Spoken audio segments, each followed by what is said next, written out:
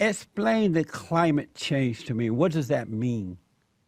Well, to be fair, the climate's always changing. It changes over extended, really long time scales, thousands of years, tens of thousands of years, but it also changes on shorter time scales, hundreds of years, decades. So the climate's always changing, and that's why people who just a decade ago and less, who were talking about global warming, moved to talking about climate change, because the fact is the climate's always changing, the globe's not always warming. And in fact, when they first started talking about this, they said humans were causing global warming. That's still the underlying argument. The problem is the planet, according to temperature measurements from satellites, almost every data set around the world, it hasn't warmed for 18 years, despite the fact that greenhouse gas emissions have continued to rise. So if you're not getting the warming that you promised, suddenly talk about climate change, because that's always happening. Is it a bad thing, climate change or global warming? Is that a bad thing? Well, it can be if it gets too warm, but currently we're well within the range of natural variability. It's been warmer in the past when we've done well, and in fact, what we know historically is humans do better during warm periods on the Earth than we have done during cold periods. When we go into cooler periods, mini ice ages and ice ages, lifespans shrink, crops fail, diseases run rampant. During warmer periods, civilizations advance, crops increase, we can feed the hungry, plants do better, humans do better.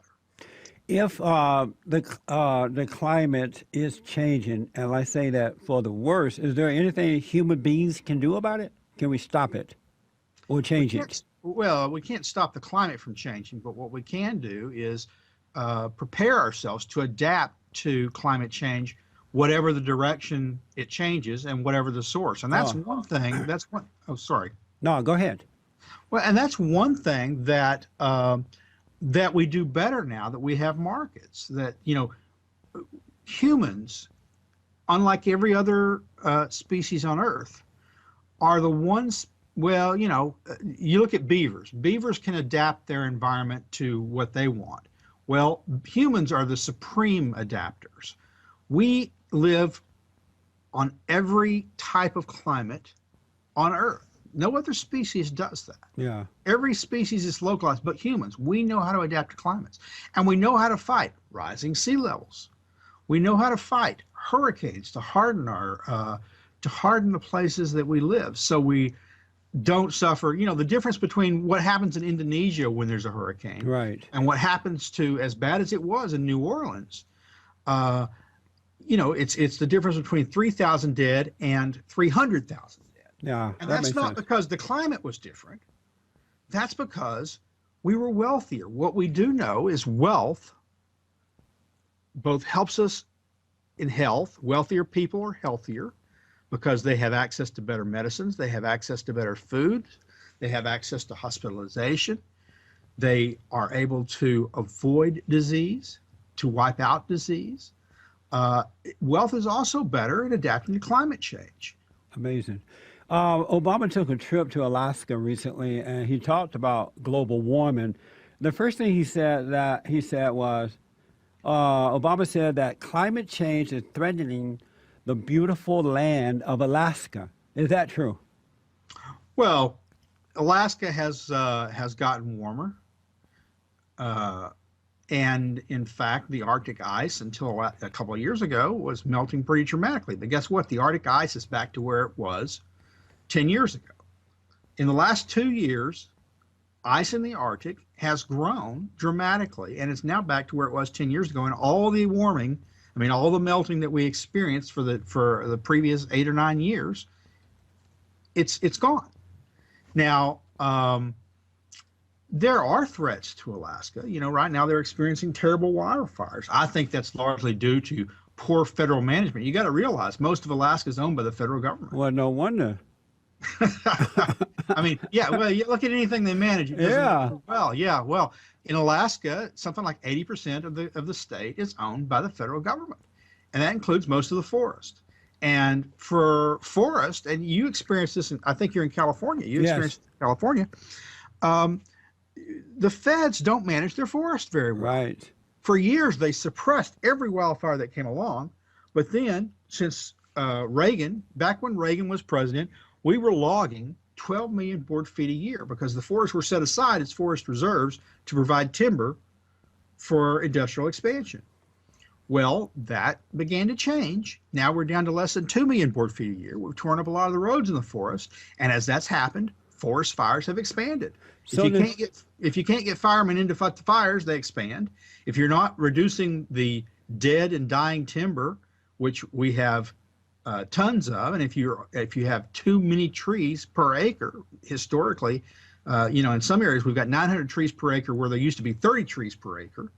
Well, you're building up tinder for fires, and you're not reducing it, and then you're preventing the people that need to fight fires when they start. You're preventing them from access because you close the roads. So the solution to that then is to take the land back from the government, privatize the land, and the problem is solved. Well, you got me there. I agree 100%. He also go ahead. You talked about his trip to Alaska and climate change, and this is sort of interesting. There was an agreement among the countries that are interested in the Arctic. And all these countries signed it except for 3 major superpowers, China, Russia, and India. Yeah. And they said they're not signing it. I wonder why. China is the biggest CO2 emitter in the world. India is the 4th biggest CO2 emitter in the world. And if they're not going to sign on to climate agreements that the president's touting, then we don't solve the problem if there really is a problem. Yeah. We're running out of time here. Obama also said that climate change is the greatest issue facing our generation. Do you agree with that? Well, that's to me, that's just disgraceful and the biggest embarrassment of his whole administration. We've got a lot of problems facing the world. Yeah.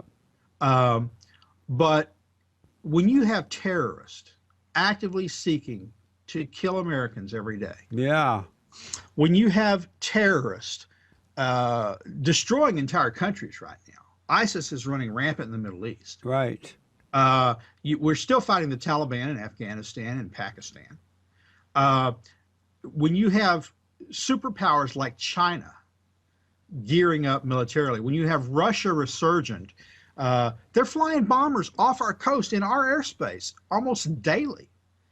They are invading, they invaded Georgia 2 years ago. They invaded Ukraine last year. They're threatening the Baltic states and some of the Scandinavian nations. They're all scared of what's going on with Russia. But for the president, climate change is the most important issue. Amazing. Something that might happen 100 years from now, maybe sea levels will rise. Well, the truth is, look, there's nothing we can do about sea level rise. Sea levels will rise until the next ice age comes, because that's what happens between ice ages. Sea levels rise. We have a minute, Shirley. How do we know what and whom to believe? That's a good question. Just like all of us, your listeners work. They don't have time to do all the research themselves. Right. But look, the internet's an amazing thing. If someone makes a claim like sea levels are going to rise 3 feet, just do sea level rise. I don't want to mention any particular search engine, right? But there's lots of search engines out there. Type in sea level rise and see what latest scientific studies have said. They'll find that sea levels aren't rising any faster now than they have on average for the past 2,000 years. Amazing. In fact, they've slowed in the last decade.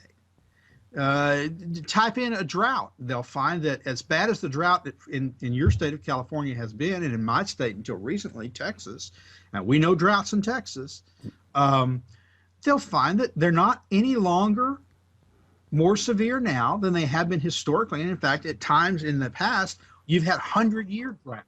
Can you give us your website real fast, Shirley? It's www.heartland.org.